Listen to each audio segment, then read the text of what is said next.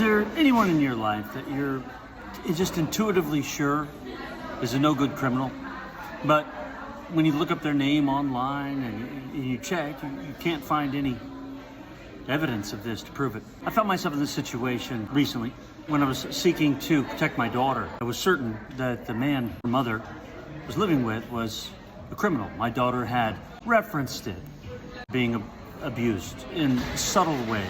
She seemed scared to talk about it. And I saw him interacting with her once in the last year where it just clicked. I was sure. Then, following some assigned tarot readers that I've worked with the divine to sort of uncover my story and share it with you, there was very clear evidence for late night abuse, going in the room, disrupting her, harming her, in an attempt to get to me. I did report this to Child Protective Services. I went and spoke to the people at our school. I reported to the police there in Cranston. But if you've been following the story, it does appear that all of those people are working for the other side. Let's put it that way. This guy was a criminal, but his name that he was going under, which was Nathan Lees, showed basically nothing online, which was suspicious in and of itself. I found out is that this individual seems to have been a government hired or sponsored criminal. And so he gets away with crime as part of that process. That is my proposition to you to consider. Because of this, he's able to operate under many different identities and is very careful about what shows up online under whichever identity he's known by. Okay, so this guy, Nathan Lees, here's his picture. I looked to the deed of their house and it was listed as Nathan Malos, which is interesting. Actually, no pictures of him online. I got this off of the TikTok account that he presumably put together to stalk me with. And I knew he was a criminal, and I thought, well there's got to be mugshots somewhere. But if you don't know their true name, you don't know what to look for. Well, fortunately, with my looking, I knew there was a band working against me as part of this targeting operation. And I knew that central to the band was my brother, who had been at it a while, Chris Roberts, who apparently had seduced away my then wife, Eve, while we were still married, as part of this Masonic scam. So I started at one point searching, Chris Roberts versus, right? And I ended up finding some very interesting documents. I think it might be the Commonwealth versus McCann. I found a document where there's this tag team partner, Debbie Roberts and Chris Roberts, who it appears were doing to others, presumably Earth Angels, exactly what they've attempted to do to me with my daughters. They create these triangles where they provoke you, and then at some point, they send in the police to get you in some way arrested, as if you were the aggressor.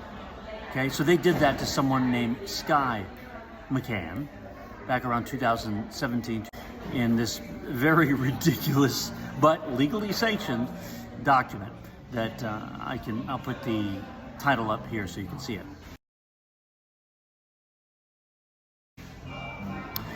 This process of triangulation leading to the arrest, incarceration of some form of Earth Angel is a very, very tried and true method that I believe the other side, reptiles, vampires, have used to try to get Earth Angels, who offer a very yummy source of light food, tangled up.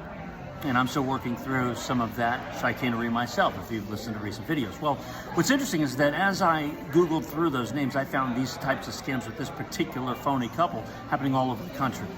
And one of them I found, though, that was a cohort was Roy Day, who turns out to have been the original name, as I understand it, of this guy named Nathan.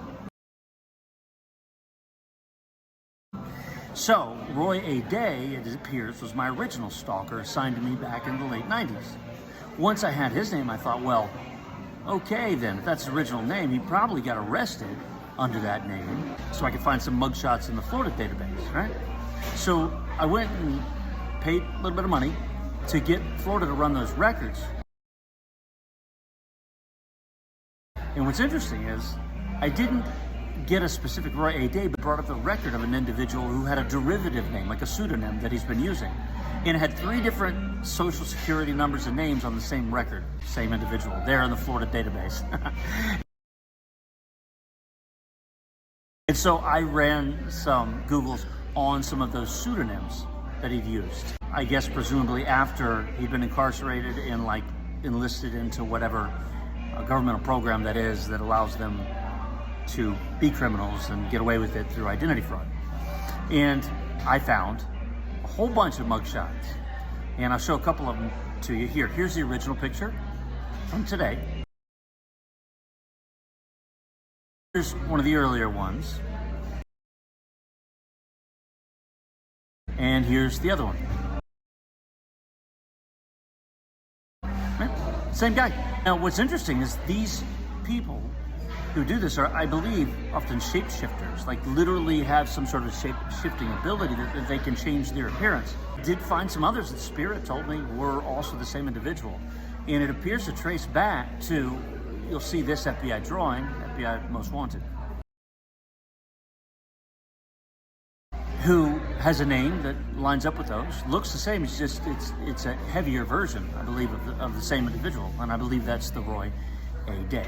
Now, one of the things that makes this also complicated is that there seems to be a trick they pull where they have to, in a sense, publish these things and make everyone aware of the crimes, and the crimes under this person are intense. Rape and murder, tons of rape, and just nasty, nasty stuff, right? This guy needs to be locked up immediately. But they don't have to report it in the same city and with the same pictures and the same names. So what you'll find often is that the crime these individuals do is reported with a different picture, someone of a different age, and then their picture's printed with another one in another state. It's just all kinds of chaos that's introduced into the system, I think, to make it harder for these people to be pinned down. But you can do some facial recognition software on these pictures and see it's the same guy, if you'd like. And I've solved all kinds of crimes with this method. And if anybody in the professional agencies looking to solve crimes would like to, reach out to me. We got a lot of cold cases to solve. For now, I'd just like to point out that this Nathan guy is a total criminal. Here's some photo evidence of him from prior mugshots. And the list of crimes is staggering and disgusting. He should be nowhere near my daughter or any children ever again.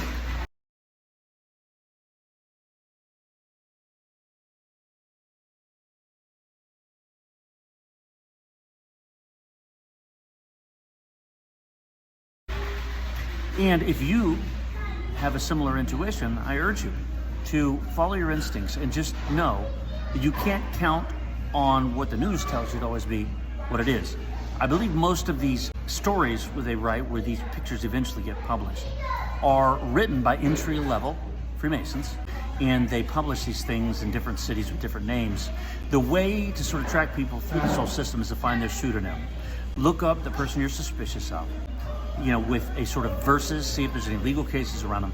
And what you'll see is that their pseudonyms tend to evolve over time around a certain set of names.